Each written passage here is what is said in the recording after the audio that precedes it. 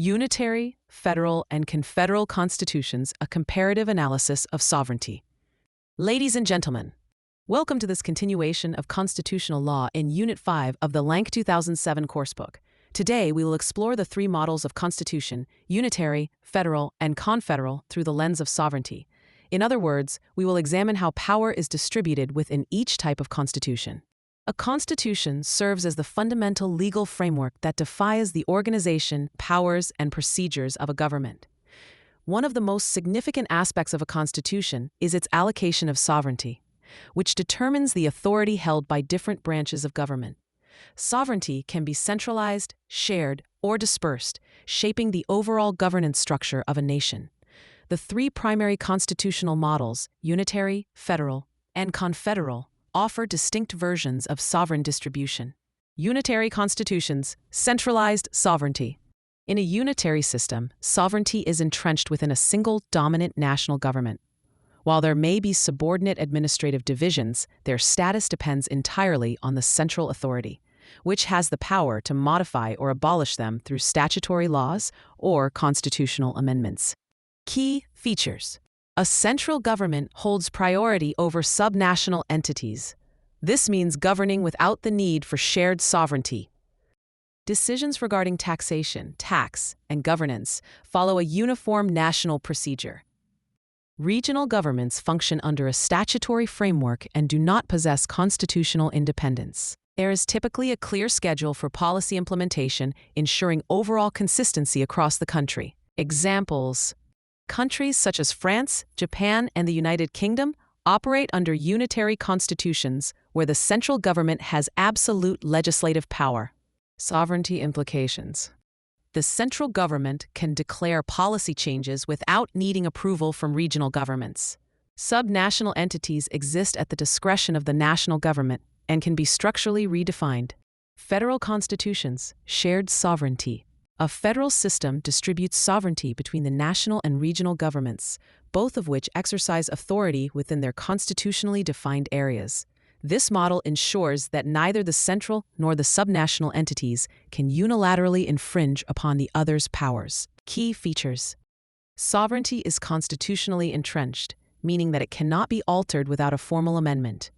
Federal governments typically have three branches: executive, legislative, and judicial, with both national and regional levels maintaining distinct governance responsibilities. And revenue collection, including tax regulation, follows a dual structure where both levels impose taxes independently.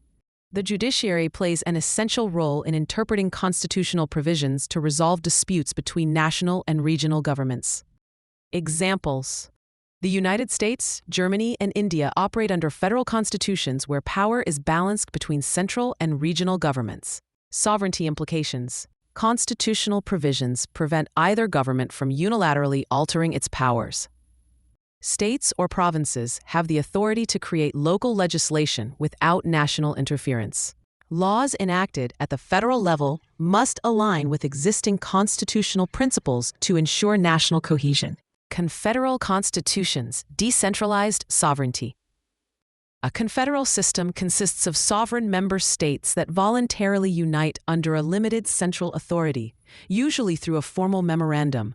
The central government in a confederation serves primarily to coordinate efforts, but it does not have the authority to legislate for individual citizens. Key features. Member states retain full sovereignty, functioning as independent entities.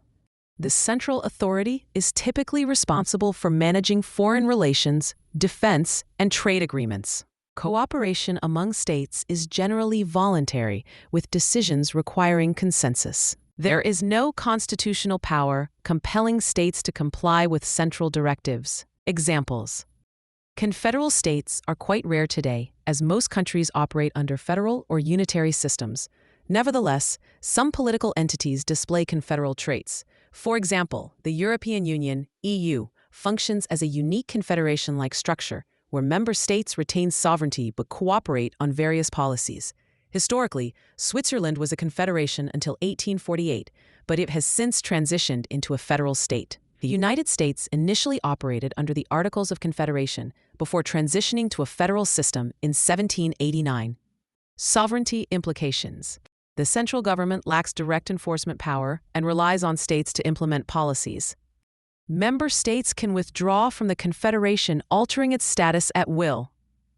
Sovereign states may enact conflicting legal frameworks, creating challenges in interstate relations. Conclusion. Each constitutional model approaches sovereignty differently, influencing governance efficiency, legal frameworks, and national stability. While a unitary constitution centralizes power for streamlined decision-making, a federal system ensures constitutional interpretation, protects regional autonomy. Meanwhile, confederal constitutions enable decentralized cooperation while maintaining the independence of their member states. Governments continuously evolve, adapting their constitutional frameworks through amendments, legal reforms, and governance adjustments to accommodate the changing needs of their populations. While no model is inherently superior, selecting an appropriate system depends on the historical, political, and social realities of a nation.